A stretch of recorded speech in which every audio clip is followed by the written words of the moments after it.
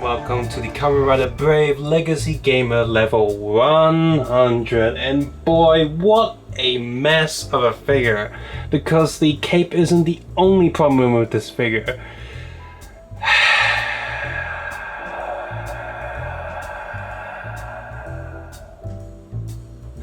Right, starting with the head. Yeah, it's alright. Now the eyes are a little bit on the small side, and once again, lots of fans have complained and they don't like the way they did the eyes here, saying that it looks a little bit goofy looking at it from the front, and that the cover eye effects are hard to see, making it look dark and shadow. I don't mind it too much, but as always, you can probably use a hair dryer, like a hot one, to melt the glue of the plastic, and then just remove it, and then replace the inside there with a piece of paper that supposedly has a better print to improve the eye shape. I really don't mind the ones here. It looks alright from the side, you know, it looks okay. The white plastic that they've chosen here does look okay, and of course a lot of this figure is, you know, somewhat reused from the regular Kamen Brave, and those are fine as well, I guess. The wings here are okay, but of course do be careful that these are made out of sharp-ish plastic, and you don't want to stab yourself, and you don't want to snap it. Look at the back of the head. You got this standard sort of ponytail thing, is that what you want to call it? Ponytail horn for Kamen Brave, and the silver painting and the gold linings are actually painted quite well. Now down at the chest, the gold painting is also pretty decent, and from a distance the gray and marble effect look pretty good from a distance. You see, there are a few ways to achieve this sort of marble looking effect. With the DX Gachat toy, the effect was achieved by having the piece of white plastic, and you randomly inject bits of silver in there, gray and silver, so it's got these random sharp line patterns, and what you get is every Gachat will look a little bit different depending on how you want your Gachat to look. You're either lucky or unlucky. Is the grey plastic evenly spread out, or is it all clumped up to one side of the corner? I'm okay with the one I have, but it was a random thing. Here, for Figuarts, they figured they don't want figures to be random. I get it, they want every single figure to follow a certain standard or certain look. So instead of doing that, they've done with actually digitally printing the grey lines all over the armor piece. And at first you think, okay, that's good, you digitally printed on, every figure's gonna look the same, right? Every figure should look great. Well, yeah, in theory it works, except they've done it really poorly here. Why? I'm just gonna zoom in on the pattern here, and the more I zoom in, it's not too noticeable on my camera, but with my bare eyes, it is really noticeable when I look up close at this figure. And once you see it, it's very distracting. To achieve the shades of grey on the figure, they've done it the old newspaper way by printing little grey dots. Bigger dots, and dots that are closer together will make it look darker. Dots that are further apart will make it look lighter. And just to show an example of that that's more obvious, I'll just find a random image on the internet of a really old comic book where they've done quote-unquote shading. It is absolutely ridiculous. Now, is there a better way of doing this? I'm not sure, but if they've managed to do digital printing of human faces quite well, why can't they print grey lines just as well? With this marble subject for just a sec, the Gachat that he has does not have any marble effect coloring whatsoever. It's just white with gold painted on the handles, so at least they gave it some paint. Arms and hands are the exact same pieces you would get from the regular version. The metallic blue is nice, the white paint underneath does look a little bit like Tipex, like correction color, but I suppose that's how it looks in the show, so that's fine, I suppose. And the matte black is a nice contrast to the shiny white, so that's okay. The stomach area, hip and legs for mine are fortunately okay, but they don't look exactly like the suit design. The blue pattern on the leg is slightly in the wrong position and slightly thinner than what it should look like, but as a figure, if you're not comparing it exactly to the suit, the show's design, as a figure it looks okay. I didn't really find that as a problem with the original figure either, so I'm not really too bothered here. But a lot of people do have problems with the leg printing, where because the plastic is black, and before they print on the metallic blue, they had to print on the metallic coloring underneath that to make sure the blue isn't faded, and a lot of people have misaligned prints that I've seen complaints online, so that really sucks. And being a Tamashii Web exclusive means that there's no wind on the box, so you can't check the figure before buying it, so that really sucks. Again, it's like the lottery. You're gonna get a figure that's misprinted? I don't know. The lower legs as well as the feet are just the same pieces as the regular figure, so nothing new here, and mine are again fortunately done quite well. The boot's still a little bit goofy for me for all X8 riders, but it's okay. And here's a quick look at the bottom of the shoes. Sort of backpack mask piece for when it's in level 0 is for the most part the same piece as the regular figure, but of course they've added an extra hinge joint for the centerpiece of the cape. Otherwise it's the same piece as that, and it's painted quite well. The gamer driver itself is the same model as any other SH Figuarts X8 figures, and it's fine, and the sticker applying is also okay. The print in the center also looks relatively sharp and decent, and it is of high quality. You can definitely see the shape and form and the little lines in there. It looks pretty good, so that's the plus of this figure. The sticker on the gacha holder is also applied correctly, because mine on the Parrot DX one wasn't, slightly slanted, and if that does happen to you, get a backing sheet of a sticker paper. You know, remove the sticker so you have the glossy sort of oily side, slip that between the sticker and the plastic and see if you can you know, readjust the sticker's position, and then sliding the backing sheet back out, therefore fixing the position of the sticker. The gacha, as I mentioned, has a bit of gold paint on the handle, and the molding of the gacha is actually pretty decent, so no complaints there. However, just like all gachas, there's no sticker detail on the side, which is unfortunate, and I really wish that they put the sticker there, because it shouldn't be a problem with them. It's probably the reason they didn't do it is either lazy or budget, or just didn't bother, so that really sucks. The sheet inside the box is pretty standard, pretty easy to follow, and also gives you a warning about 2 particular fragile and easy to lose bits, which is nice of them.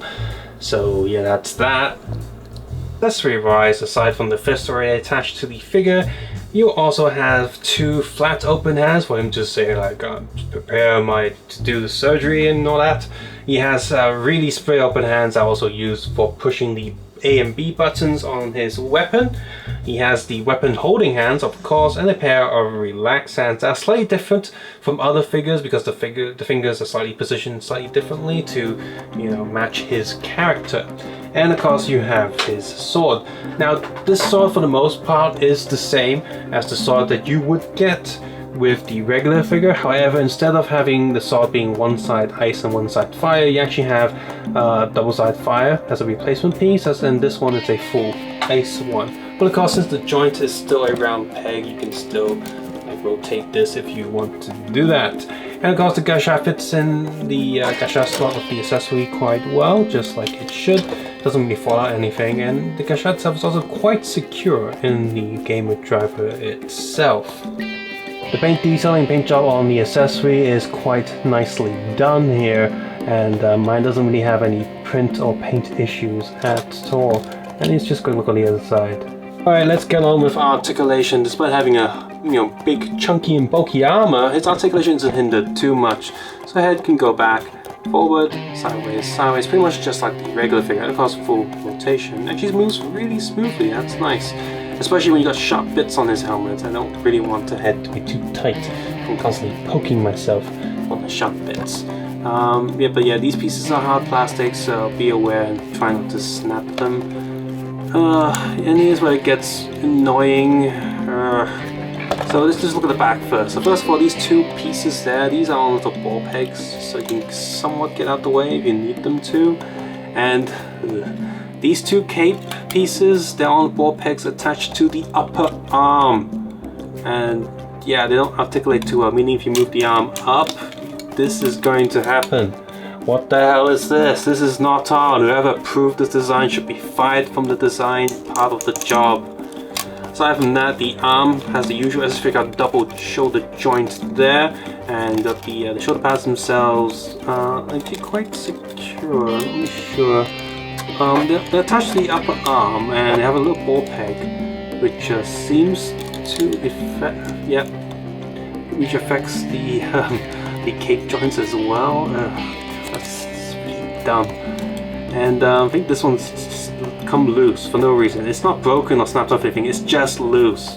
Flimsy. Upper shoulder joint, like I said, so arm can go, let's see how far his arm can go up. Oh, I think it's on the Yep, that's the limit because of the bulkiness. Full rotation of the upper arm, and then, you know, double elbow joint. Hand is on a peg, that's on a swiveling joint, so that's the same. And then like the back middle cape has one hinge that can go quite far up to get out the way, and they have printed details that will too. These two pieces have their own little ball pegs. They move, I suppose. They don't really get in the way of the articulations, that's fine.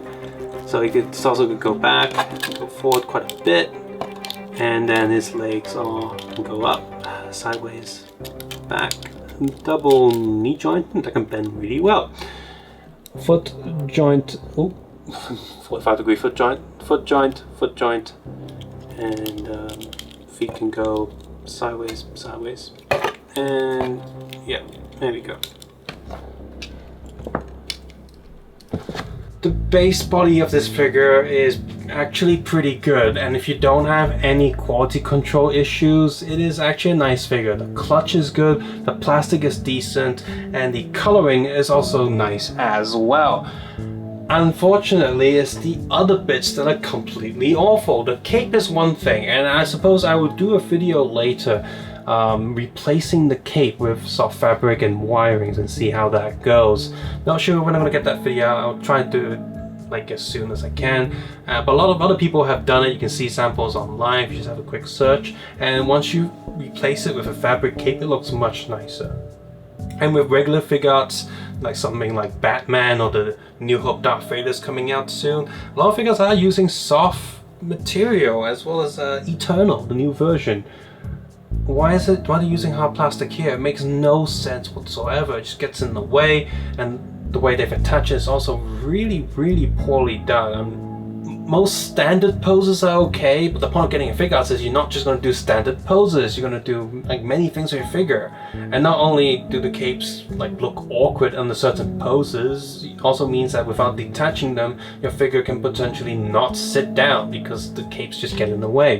And the worst part of it is the capes are made out of hard plastic. They're not even a soft, rubbery plastic that you can probably bend out of the way if you need to. The old like Darth Vader figures that they released, yeah, it wasn't fabric, but it was soft rubbery plastic, which means you could bend it out of the way if you really needed to. Not the best, but still way better than what they've done here. And of course the marble effect is, I get it, they wanted to make it standard with every figure, but newspaper dot print is not the way to go. There must be a better way of printing it than doing that. It's because you're doing a mass production, you're not using inkjet or laser jet printers. Come on, what the hell is going on there? Accessory wise, this figure also feels for the most part complete, so no complaints there. I do still wish that they put the sticker detail on the gâchettes, but it seems to be a norm now with all the gâchettes that they're not doing that. You can easily print out designs that people have done online. I suppose to do a little quick search, I guess. When I do my search myself, I'll put the link in the video description below. I haven't done that search just yet. So yes, this is the final form of Kamen Rider Brave, which is the second rider of the show, and he's a pretty cool character, like the regular version is at least. And having his final form is something that would definitely entice a lot of people. Unfortunately, being a Time She Work exclusive, as well as meaning that the price isn't going to be that cheap, although I think the price has gone down slightly because many people don't like this figure. It's still not cheap. It wasn't cheap to begin with. So when you have a quality like this where you know you're going to have to do some customization of your own, I can't really recommend this. If you already have the kitty version, like the armor change version of this form, then it's alright. You don't really need to pick this one up. If you really like this character and really want to pick it up, yay, get it, but you must be prepared to do the adjustments and customization and modifications yourself. What a mess, Bandai. What the hell happened here? If you enjoyed this video, please consider clicking the like button. If you didn't, click the unlike button, and people can leave a comment below how you think about this figure. If you liked it, you didn't like it, or you also comment about how you feel about this video. I'm changing the format review up a little bit for figures Let's see if you like this kind of video better than the old ones. Hopefully that I'm getting into more detail and helping you decide if you want to pick up these figures or not. As always, you can support this channel by turning ad block off, as well as sharing this video with other people who you think might want to watch it. And you can also head over to Patreon and supporting this channel that way, because honestly I'm not making that much from YouTube anymore. And yeah, it would be nice, but well, I'm still gonna make these videos if I can, even without that, but still, yeah, again, it would be nice. Oh well, take care, have a nice day. I'll see you guys soon. Bye bye now. See you next game.